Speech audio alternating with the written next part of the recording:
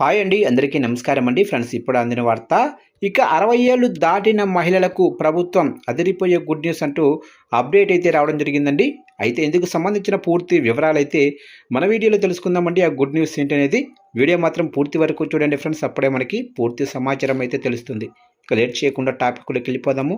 ఇక తెలంగాణ ప్రభుత్వం మహిళలకు అదిరిపోయే గుడ్ న్యూస్ అయితే చెప్పింది.